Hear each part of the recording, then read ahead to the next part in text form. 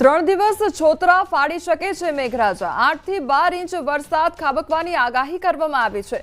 હવામાન નિષ્ણાંત અથરેયા શેટ્ટીનું અનુમાન સામે આવ્યું છે। 48 કલાકમાં 5 જિલ્લામાં રમઝટ બોલાવી શકે છે વરસાદ। દ્વારકા, સુરત, વલસાડ, નવસારી, તાપી માટે આગાહી કરવામાં આવી છે।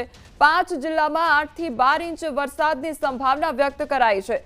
કચ્છ, ભરૂચ, વડોદરા, નર્મદામાં ભારે વરસાદની સંભાવના તો છોટાઉદેપુરમાં પણ ભારે વરસાદ વરસી શકે છે। જૂનાગઢ, પોરબંદર, ગીર સોમનાથમાં ભારે વરસાદ વરસી શકે છે। રાજકોટ, સુરેન્દ્રનગર, બોટાદમાં પણ ભારે વરસાદ વરસી શકે છે તો જામનગર, મોરબી, ભાવનગરમાં પણ ભારે વરસાદ વરસી શકે છે। સુરેન્દ્રનગર મહાનગરપાલિકાએ પ્રી મોન્સૂન પ્લાન પાછળ મોટો ખર્ચ કર્યો હોવાનો દાવો કર્યો છે, પરંતુ તેમના આ દાવા વરસાદી પાણીમાં વહી ગયા હોવાનું સ્પષ્ટ જોવા મળી રહ્યું છે। દ્રશ્યો મૂળચંદ રોડ પર આવેલી રાધાકૃષ્ણ સોસાયટીના છે, જ્યાં પાણીએ એવો અડ્ડો જમાવ્યો છે કે નાગરિકો હેરાન પરેશાન થઈ રહ્યા છે। વરસાદે વિરામ લીધા બાદ પણ અહીંથી પાણી નથી ઓસર્યા। માત્ર રાધાકૃષ્ણ સોસાયટી જ નહીં, અહીં આવેલી અન્ય સોસાયટીઓના પણ આવા જ હાલ છે।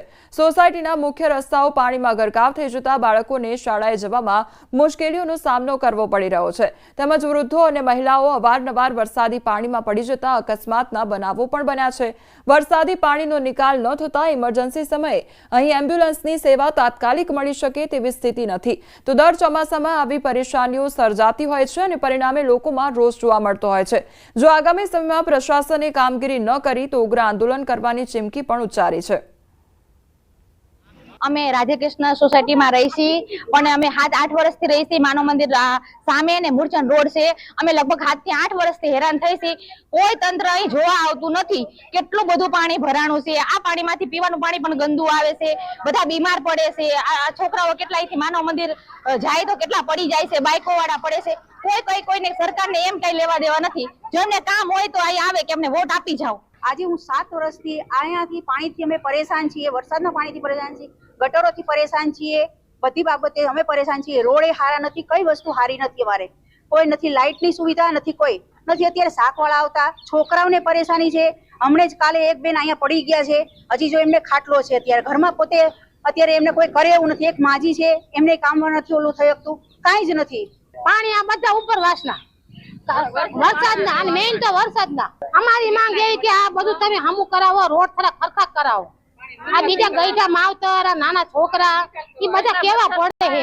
સુરેન્દ્રનગર શહેરમાં સામાન્ય વરસાદમાં તે માનવ મંદિરની આસપાસ આવેલ 4 થી વધુ સોસાયટીઓના મુખ્ય રસ્તા છે પાણીમાં ગરકાવ થઈ ગયા છે। 10 વર્ષ કરતા વધુ સમયથી આ વિસ્તારમાં જે આ સમસ્યા છે એ તેમની તેમ જોવા મળી રહી છે। સ્થાનિકોનો આક્ષેપ છે કે જ્યારે મત લેવા હોય ત્યારે જ રાજકારણીઓ આ વિસ્તારમાં આવતા હોય છે અને ત્યારબાદ આ વિસ્તારના લોકો સામે આ રાજકારણીઓ કે નગરપાલિકાના કે મહાનગરપાલિકાના સત્તાધીશો જોવા સુધીની દરકાર નથી લેતા। હાલ વરસાદ વિરામ લીધેલા અંદાજે 48 કરતા વધુ સમય થયો છે, તેમ છતાં વિસ્તારમાં ઢીચણસમાં પાણી ભરાયેલા છે।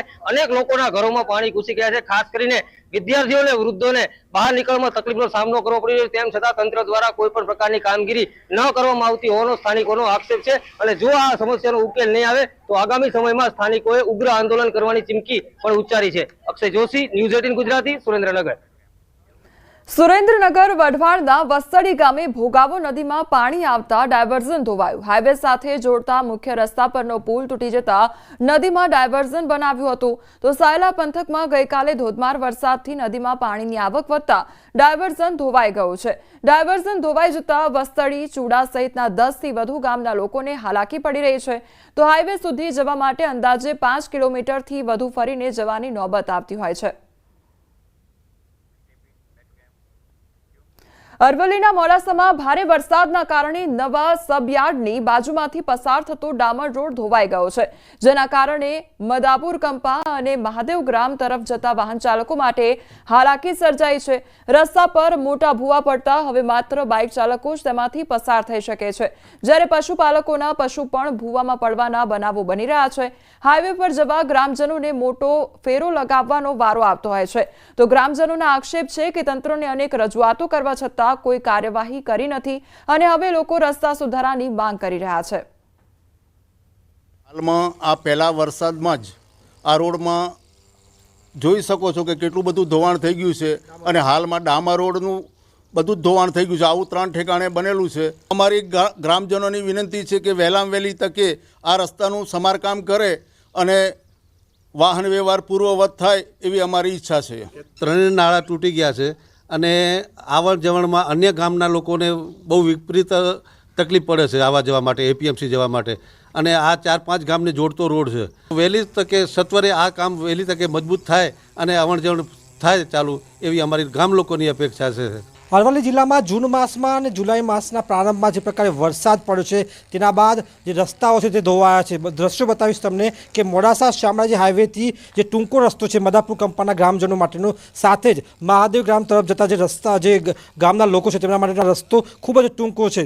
તેમના માટે આ રસ્તો ધોવાઈ જતાં હવે ભારે મુશ્કેલી જોવા મળી છે, કારણ કે અહીંથી કાર કાઢવી હોય, મોટા વાહનો કાઢવા તો નથી નીકળતા, માત્ર બાઇક દ્વારા તેમને નીકળવું પડે છે. એટલે કે અહીંના જે લોકો છે તે સારા રસ્તાની માગણી કરી રહ્યા છે. તેમણે તંત્રને રજૂઆત કરી છે, પરંતુ તંત્રના કાને તેમનો અવાજ પહોંચતો નથી. તેવા સંજોગોમાં ચોક્કસથી કહી શકાય કે જે પ્રકારે ડામરની જે રોડની હાલત થઈ છે તે જ પ્રકારે લોકોમાં એક ગુસ્સો છે કે આ કયા પ્રકારનો વિકાસ તેમના દ્વારા કરવામાં આવ્યો છે. અને ખાસ કરીને તેમના દ્વારા રજૂઆત છતાં પણ તંત્ર સાંભળતું નથી. આ સંજોગોમાં તંત્ર સામે તેમનો આક્રોશ છે ને તાત્કાલિક અસરથી આ રસ્તાની મરામત કરવામાં આવે, નવો રસ્તો બનાવવામાં આવે, કારણ કે તેમને હાલ 8 થી 9 કિલોમીટર ફરી અને શામળાજી હાઈવે ઉપર ચડવું પડે છે. આ સંજોગોમાં ગ્રામજનોમાં ભારે